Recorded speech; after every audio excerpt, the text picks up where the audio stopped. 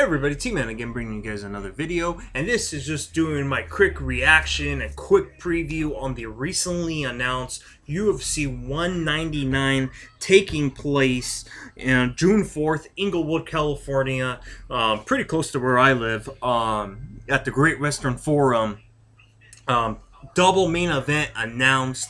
In the co-main event, Uriah Faber and Dominic Cruz 3, the trilogy fight, a fight that we're looking forward to. And then in the main event, Luke Rockhold defending his middleweight title for the first time against the man he won it from, Chris Weidman. Let's get right into it right away. Let's talk about the main event, Chris Weidman, Luke Rockhold. Obviously, the middleweight division is not super jam-packed. There's not a clear-cut #1 contender. Obviously, Jacare was supposed to be, and I guarantee you if Jacare beats Vitor Belfort, he will probably get that nod.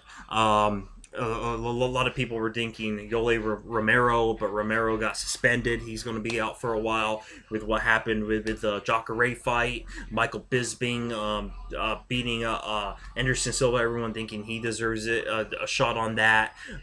So I don't know. There's not a clear-cut one. So Chris Weidman getting an immediate rematch. And you know what? I agree with that. I believe he deserves a rematch. I'm the biggest Chris Weidman fan. I backed him from the moment I saw him. You know, I was amazed with him. The first time I really got amazed with Chris Weidman is when he stepped up on short notice to fight Damian Maia. You know, Damian on that UFC on Fox card. Yeah, it was a horrible performance by Chris Weidman.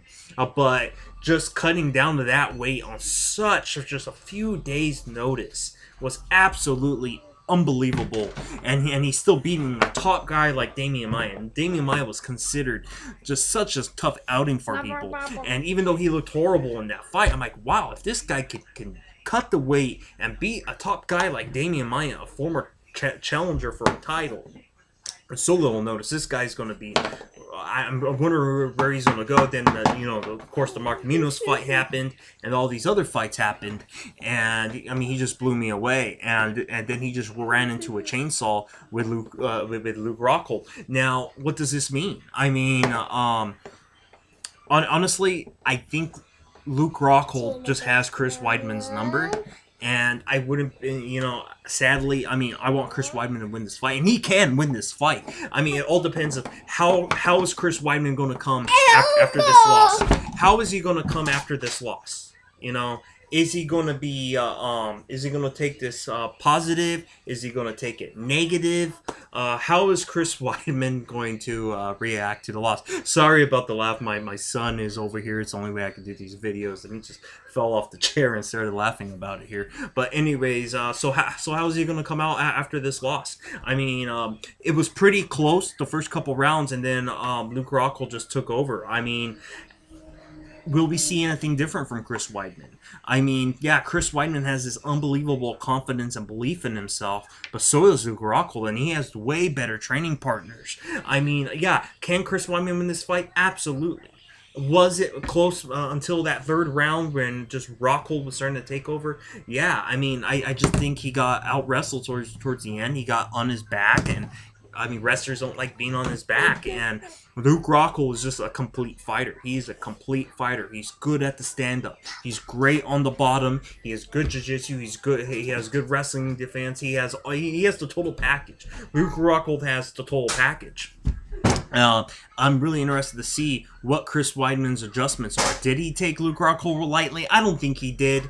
I mean, but who knows? I mean, coming off a confident, I mean, just think about the confidence boost that Chris Weidman was on. You're talking about 2 wins over Anderson Silva, a win over Vitor Belfort, a win over Lyoto Machida. Even though those are slow Brazilians, I mean, not necessarily in their primes anymore. None of these guys are in their prime.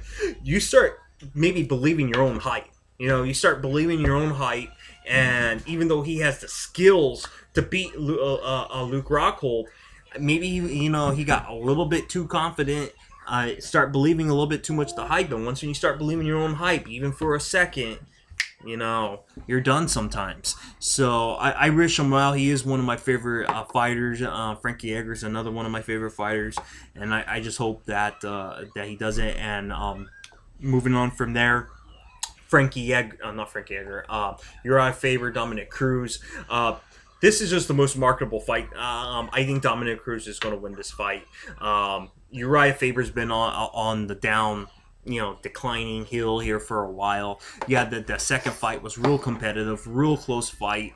I just think, Uriah Faber's never going to hold that belt again. I don't see it. I think this is just the more marketable fight in that division right now, and that's why it is ranked where it is and why this fight is happening. So, yeah, I think Dominic Cruz is going to win. I would like to see Dominic Cruz finally finish Uriah Faber, and let's just put a stamp on this whole rivalry. And I don't hate Uriah Faber. I mean, if he wins, it'll be great. I just don't think he'll have it in him. I think Dominic Cruz looked good against TJ Dillashaw. Whether or not you guys think he won or lost is entirely your opinion. I mean, it was that close of a fight, but coming off that layoff and show that type of performance he did with TJ Dillashaw, man, now having a fight under his belt, I want to see what he's capable of doing, and hopefully there's no injuries. I want to see what he does against Uriah Faber. So, okay, that'll conclude this video. Make sure you thumb up this video, leave your comments down below, subscribe so you don't miss any of my MMA and pro wrestling reviews, and I will see you guys next time. Take care, guys.